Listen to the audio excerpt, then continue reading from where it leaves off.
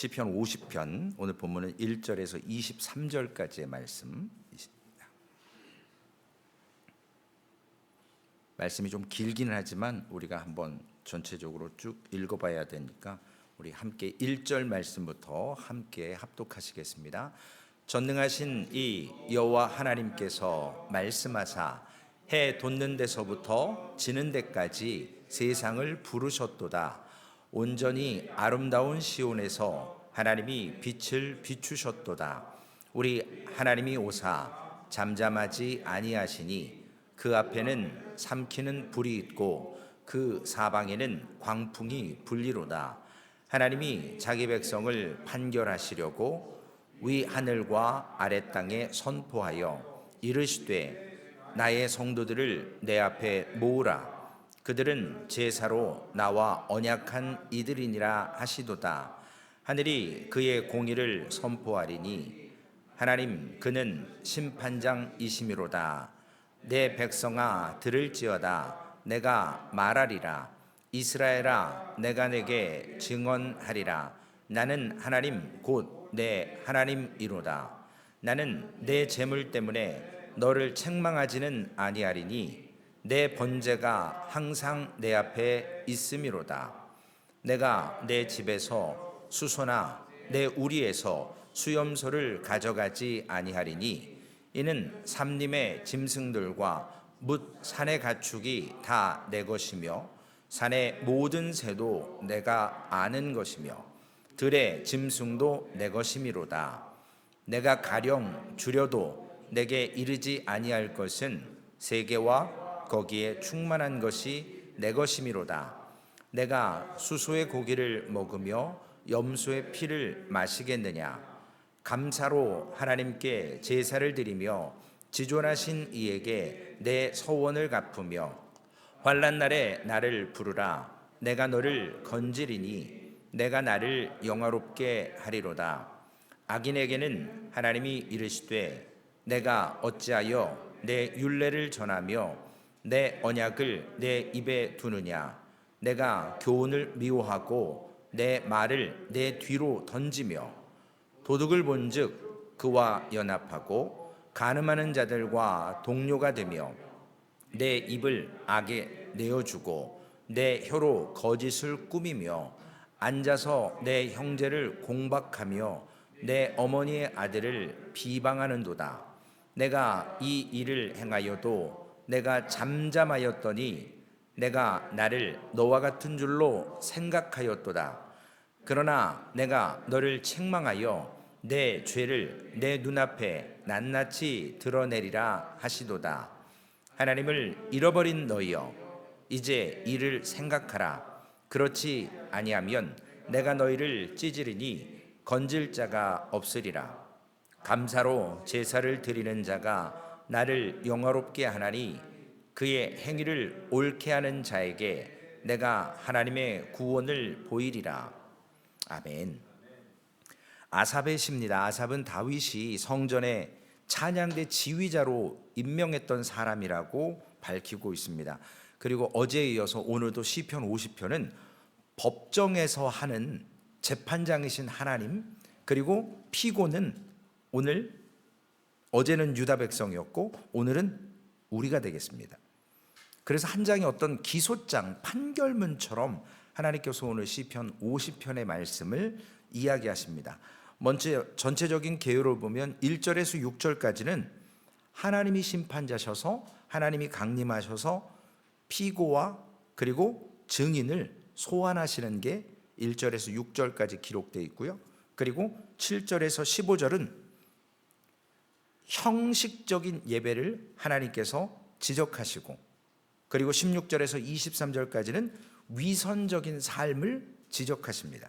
이것이 오늘 내용의 핵심입니다.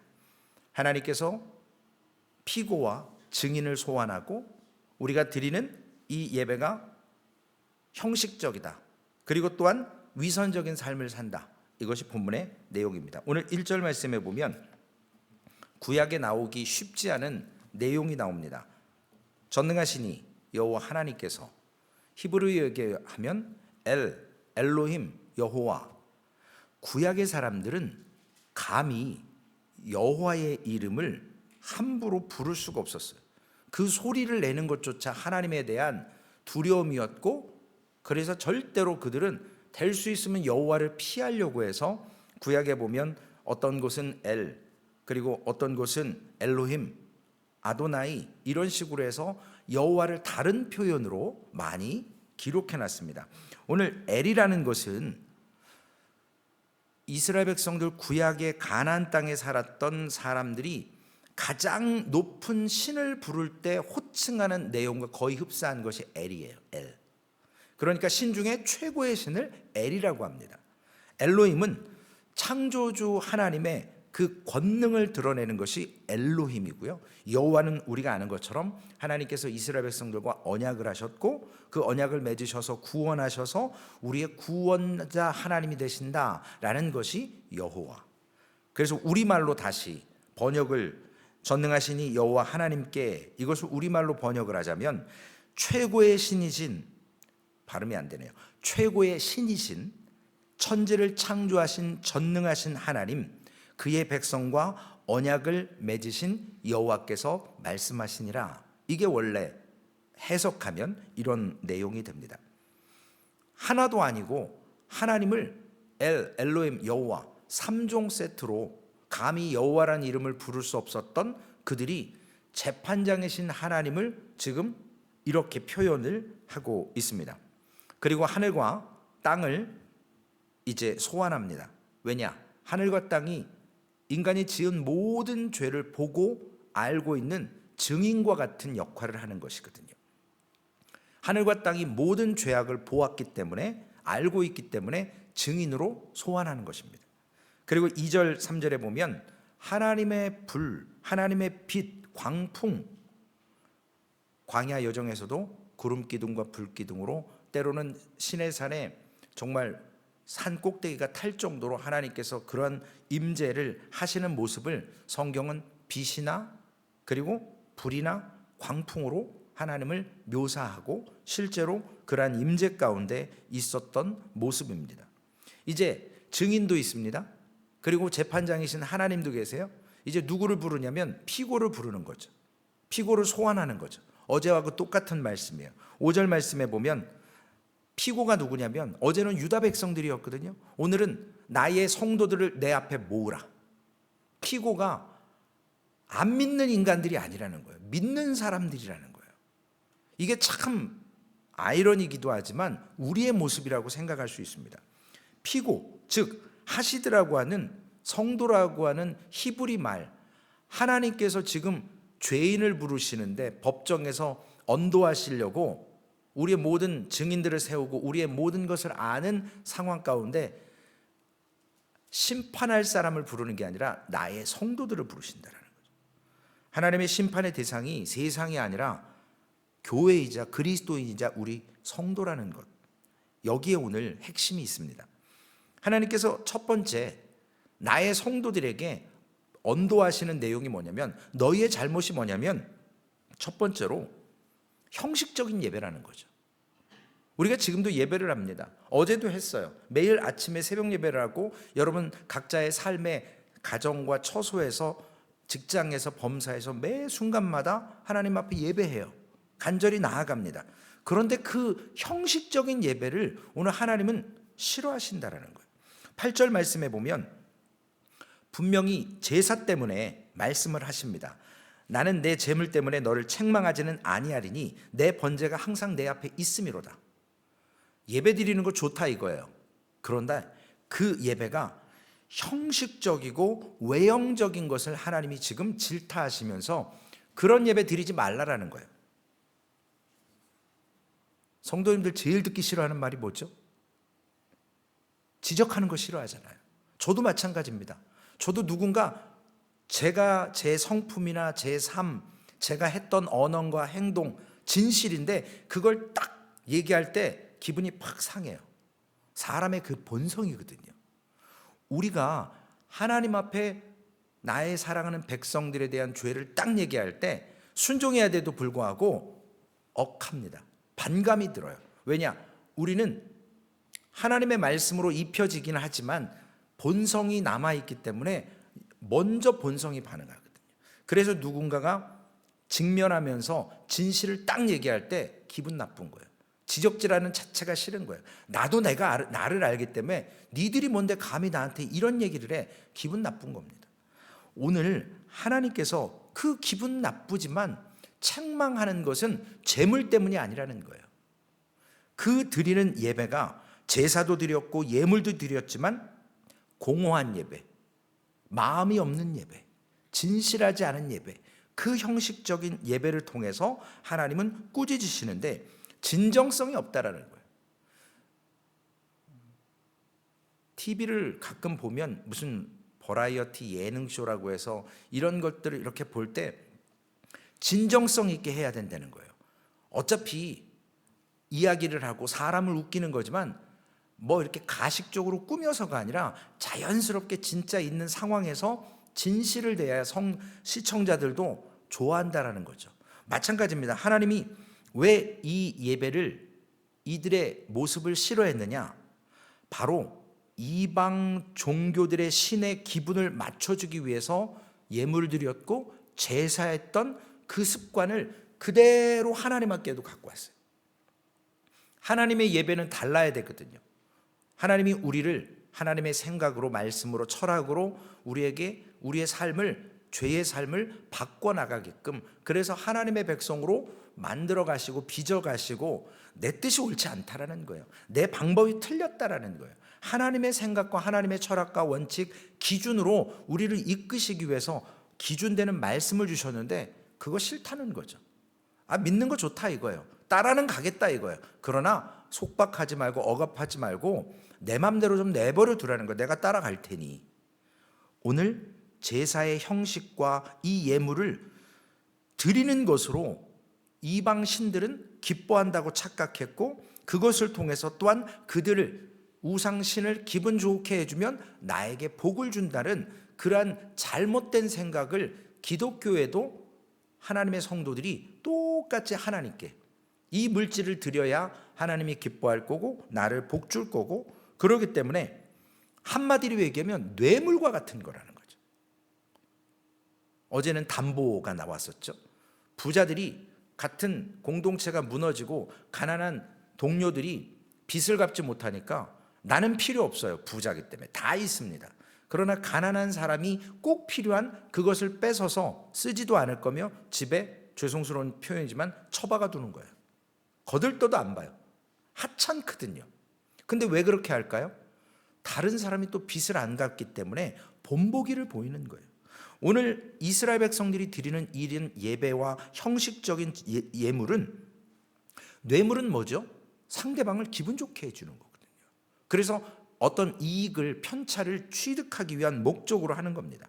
이스라엘 백성들도 자신들의 이 제사와 예물이 하나님의 비유를 맞춰드리는 것이라고 착각을 하면서 예배를 했다는 것, 그게 바로 형식이라는 것입니다.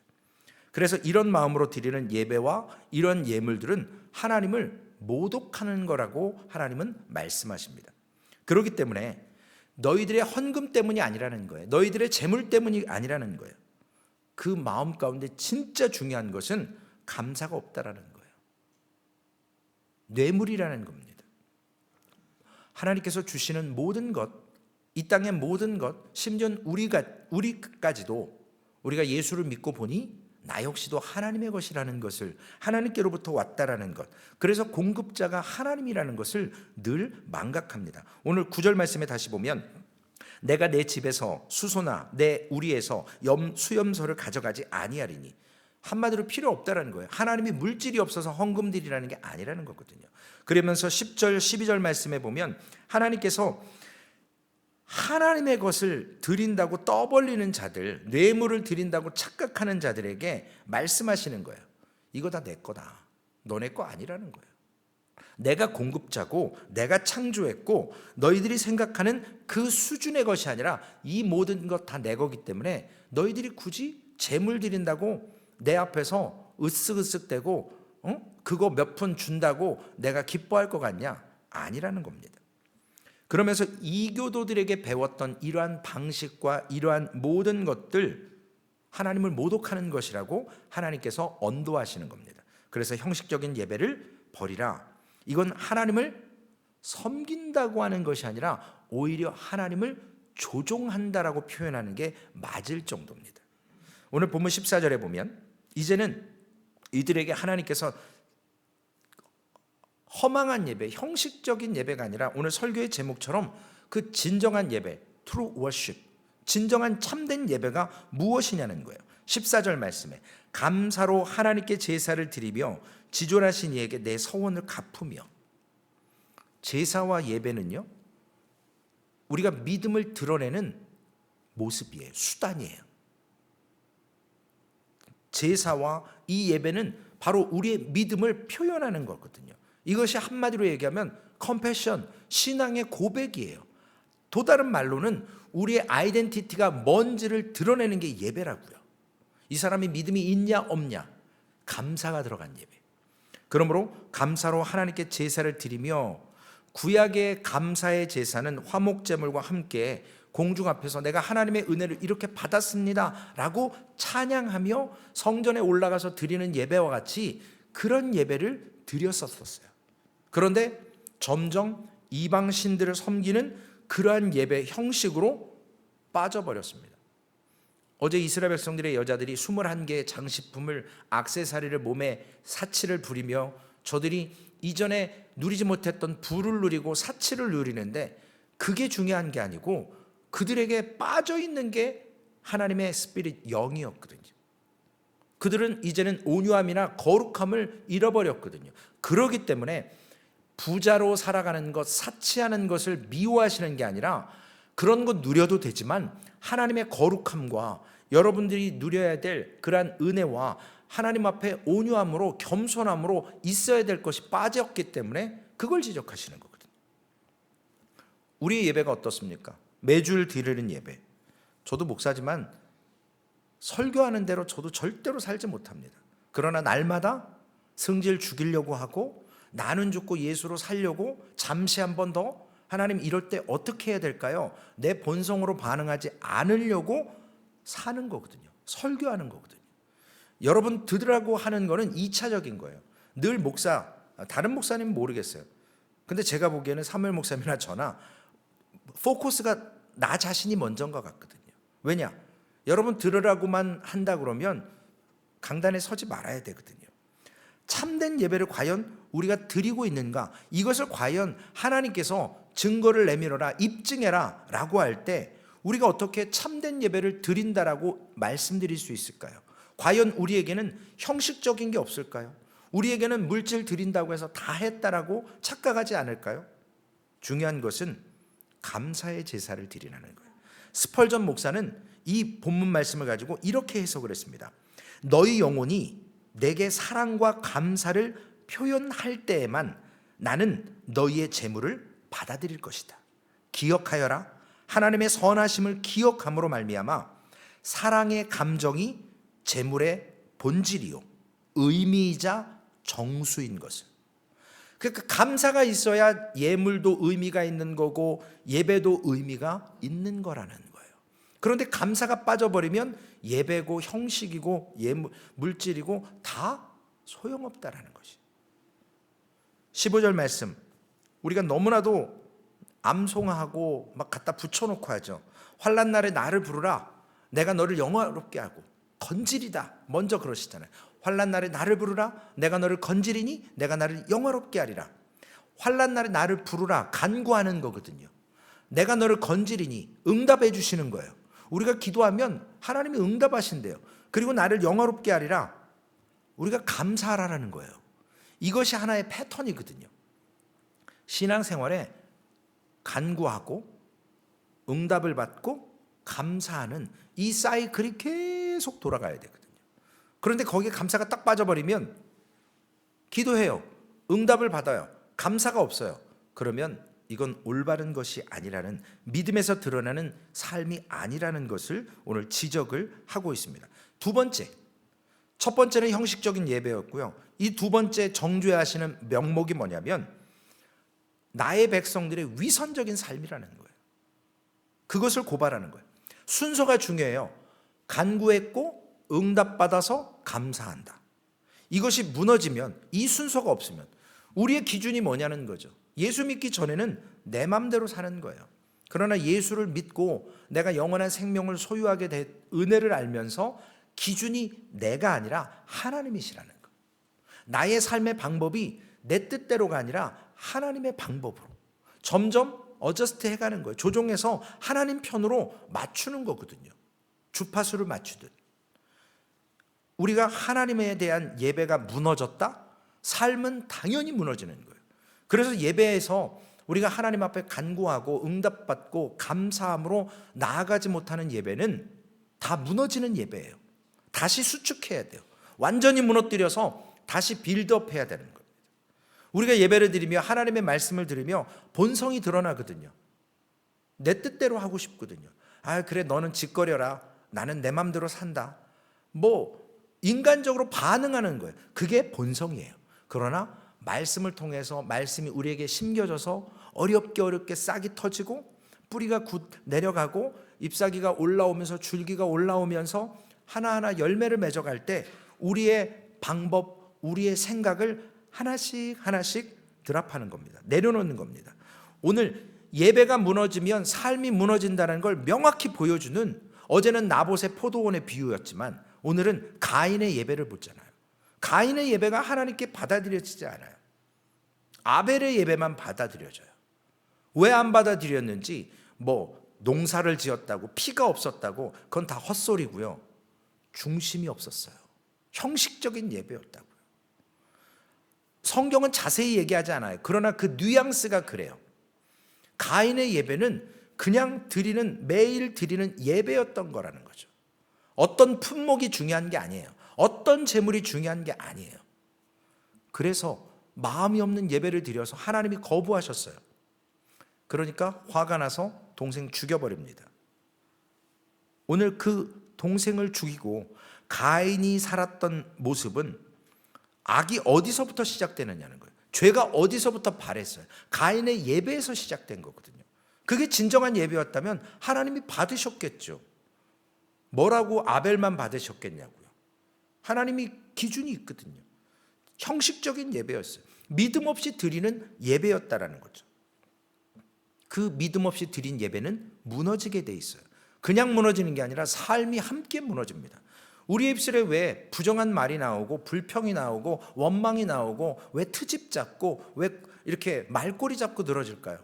감사가 없어서 그래요. 진정으로 하나님께 나아가지 않기 때문에 그렇습니다. 저도 그래요. 제가 말씀드리잖아요. 아무리 새로운 거 좋은 거 가져도 며칠이면 사람은 망각해요. 그렇기 때문에 매번 순간마다 되뇌이는 거거든요. 기억하는 거예요.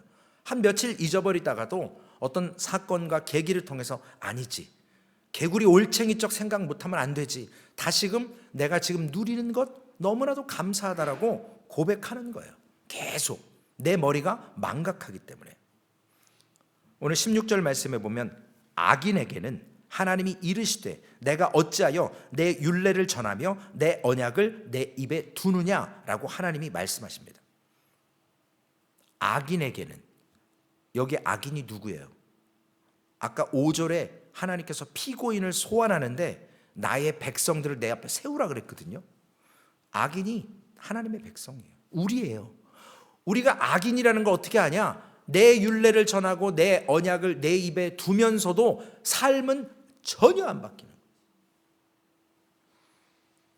사람 쉽게 변하지 않지만요, 오늘 성도들이 경건하지 않은 모습, 우리가 하반절에 보면 그들의 악이, 하나님의 율례를 전하고 하나님의 언약을 입에 둔 사람들, 어찌 보면 오늘날의 목사겠죠.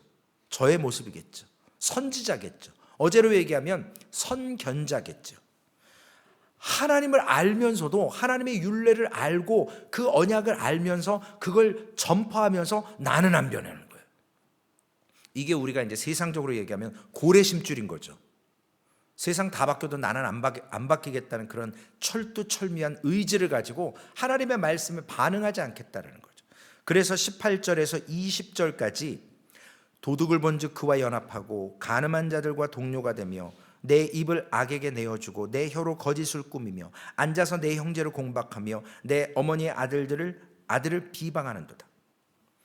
10계명의 7, 8, 9 계명, 간음, 도둑질, 거짓 증거, 이런 것과 연합하고 이런 것들과 친구가 되고 이런 것들을 입을 악에게 내어주면서 거짓을 꾸미는 그러한 사람들, 그 악인이 바로 나의 백성, 형식적인 예배를 드리는 자들, 그리고 삶에 변화가 없는, 행함이 없는 믿음, 그걸 지적합니다. 전도서 8장 11절에 보니까요, 하나님께서 말씀하십니다. 악한 일에 관한 징벌이 속히 실행되지 아니하므로 인생들이 악을 행하는 데 마음이 담대하도다. 목사가 지금 설교하다가 헛소리하면 하나님이 벼락 내려서 즉사시키고 이러면 세상에 목사할 사람 아무도 없을 거예요. 두렵거든요. 근데 하나님은 오늘 우리가 왜 이렇게 담대하게 죄를 짓고 사람이 왜 안 변하느냐? 하나님의 심판이 벼락처럼 당장 일어나지 않기 때문에 그래요. 이것이 문제예요. 이스라엘 백성들이 하나님과 직통할 때가 있었잖아요. 하나님이 이스라엘 백성들 회중을 직접 그들에게 말씀을 선포하실 때가 있었어요. 나타내 주셨을 때가 있었어요. 그들이 두려워했습니다. 감히 여호와라는 이름도 못 부르는데 하나님이 직접 우리에게 말씀하시니까 하나님 부탁입니다. 우리에게 직접 나타나지 마시고 저 모세를 통해서 말씀해 주시고 모세가 우리에게 전달하게 해 주옵소서. 그래, 그거 좋은 생각이다. 그 다음부터는 하나님이 모세를 통해서 이스라엘 백성들에게 채널을 그렇게 연결하셨어요. 왜냐? 두렵거든요. 우리가 죄를 졌을 때 바로 인생이 심판을 받으면 담대할 수 없거든요. 오늘 본문 21절에도 마찬가지입니다. 내가 이 일을 행하여도 내가 잠잠하였더니 내가 나를 너와 같은 줄로 생각하였도다. 그러나 내가 너를 책망하여 내 죄를 내 눈앞에 낱낱이 드러내리라 하시도다. 하나님이 침묵하시는 것 같지만 하나님이 오래 참으시고 기다려주시는 은혜인데 우리는 하나님이 봐주는 걸로 착각한다라는 거예요. 우상의 제물을 드리듯 하나님 앞에 예물 드리면서 뇌물을 드리는 그러한 형식적인 예배를 드렸던 그들의 생각은 하나님이 그런 줄로 알았다는 거예요. 착각했다는 거죠. 마찬가지입니다. 하나님이 우리가 범죄해도 지금 기다려주고 침묵하시는 것을 이스라엘 백성들은 은혜라고 착각해요. 물론 은혜지요. 그러나 때가 되면 하나님은 반드시 심판하신다는 거죠. 그들의 악을 낱낱이 드러내신다는 거예요. 학생들이 제일 좋은 게 뭐냐면요, 시험 본다고 선생님이 그랬다가 학교 스케줄이 바뀌어서 시험 안 보는 거예요. 우리 이성유 장로님하고 어제 이렇게 대화 나누고 신방하면서 일제고사 매일 시험 보시고 쪽지 시험 보는데 그거 한번 면제해 주면 학생들은 좋아서 난리예요. 우리도 마찬가지죠. 하나님 앞에 어떤 스노우데이가 꼈든 어떤 일이 있어서 예배 한번 스킵한다? 그러면 너무들 좋아하세요. 우리의 본성이에요. 뭔가 안 하는 거에 대한 그것. 하나님께서 때가 차면 그러나 반드시 소환하고 반드시 책망하고 반드시 그것을 눈앞에 드러내게 하십니다. 그래서 22절에 나의 백성들, 악인들이라고 했는데 22절에 하나님께서 오늘 시편 기자를 통해서 무엇라고 그러십니까? 하나님을 잃어버린 너희여. 이게 결론의 말씀이에요. 형식적인 예배, 삶이 무너진 것, 삶으로 반응하지 못하는 모든 것, 결국은 슬프게도 그들의 의식 속에 하나님의 말씀과 똑같아요. 이사의 말씀처럼 스피릿이 없는 거예요. 하나님의 정신이 없는 거예요. 우리가 뭐를 해도 내가 내 아내의 남편이지, 내가 우리 자식들의 자녀들의 아버지지, 가장이지, 내가 교회에서 어떤 사람이지, 늘 이런 정신이 있어야 되거든요. 근데 그냥 애들 말로 멍 때리고 그냥 교회 와도 그냥 그렇고 삶에서도 가장의 책임을 지지 않고 그러면 잊어버린 거예요. 본인의 그 사명을 잊어버린 겁니다. 오늘 이스라엘 백성들이 예배가 무너졌고 삶이 무너져서 하나님을 잃어버렸다라는 거죠. 그렇기 때문에 이제 이를 생각하라. 봐줄 만큼 봐주셨다라는 거예요. 그래서 23절에 해답입니다. 하나님께 예배를 드리는 공동체의 위선자들을 제거하고 마침내 하나님께서 모든 것을 해결할 수 있는 방법은, 마스터키는 감사로 제사를 드리는 자가 나를 영화롭게 하나니 그의 행위를 옳게 하는 자에게 내가 하나님의 구원을 보이리라. 여러분, 다시 말씀드리지만 우리 주변에 감사가 없고 불평하잖아요. 약발 떨어진 거예요. 세상 말로 얘기하면, 믿음으로 얘기하면 하나님 앞에 감사를 잊어버리는 거예요. 예배가 무너져가는 거예요. 삶에, 하나님 앞에 우리의 삶이 무너져가는 거예요. 형식적인 예배 드리는 거예요. 정말 신앙인이고 교회에 어른이 있다면 누군가 잘못된 얘기하면 바로 잡아야 줘야 되거든요. 지난주 말씀처럼 누군가 중심을 못 잡으면 이미 어느 정도 중심 잡고 뒤뚱뒤뚱 하는 분들이 가서 함께 붙들어 줘야 되는 거예요. 그게 교회거든요. 그게 공동체입니다. 그래서 행위를 옳게 하는 자에게 라고 말씀하십니다. 우리가 행위를 옳게 하지 못한다, 감사가 없다, 예배 어떤 예배인가 알게 되는 겁니다. 행위를 옳게 해야만 하나님이 구원을 보여주신대요. 이신칭이 믿음으로만 의롭게 된다, 믿음으로 의롭게 된다고 불려진다 라는 것으로 끝나는 것이 아니라 참된 구원의 은혜를 입은 자는 끝까지 좌충우돌하고 좀 돌아가는 길이지만 그 순종의 길, 그 행위, 그 모습을 계속적으로 진행해 나간다는 겁니다. 결국은 하나님께서 말씀하십니다. 사람은 시간 속에서 망각해요. 그렇기 때문에 기억하라고 했고, 오늘 참된 예배와 삶으로 하나님 앞에 감사의 예배를 드려서 살아있는 신앙을 표현하라. 예레미야 7장 3절에서 7절에 예레미야 선지자가 예루살렘 성전 문 앞에서 백성들에게 선포했습니다. 이 말씀을 우리가 함께 읽고 말씀을 매듭짓고자 합니다. 우리 함께 읽습니다. 만군의 여호와 이스라엘의 하나님께서 이와 같이 말씀하시되 너희의 길과 행위를 바르게 하라. 그리하면 내가 너희로 이곳에 살게 하리라. 너희는 이것이 여호와의 성전이라, 여호와의 성전이라, 여호와의 성전이라 하는 거짓말을 믿지 말라. 너희가 만일 길과 행위를 참으로 바르게 하여 이웃들 사이에 정의를 행하며 이방인과 고아와 과부를 압제하지 아니하며 무죄한 자의 피를 이곳에서 흘리지 아니하며 다른 신들 뒤를 따라 화를 자초하지 아니하면 내가 너희를 이곳에 살게 하리니 곧 너희 조상에게 영원 무궁토록 준 땅이니라. 영과 진리로 드리는 예배, 엘 엘로임 여호와, 하나님을 아는 것, 하나님을 기억하는 것, 그것이 참된 예배자가 되는 시작점입니다.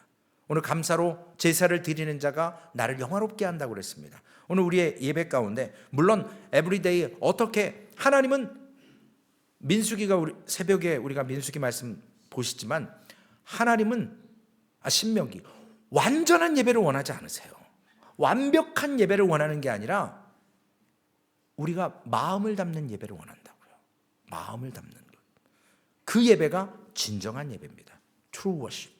오늘도 이러한 감사로 하나님 앞에 진정한 예배 앞에 서는 우리 성도님들 되시기를 주님의 이름으로 부탁을 드리겠습니다.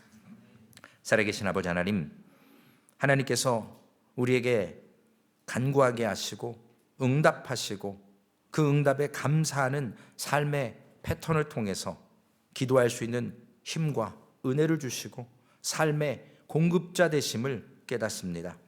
하나님, 이스라엘 백성들 오늘 하나님의 백성들이지만 저들은 형식적인 예배와 위선적인 삶을 살았던 것을 하나님이 지적하셨습니다.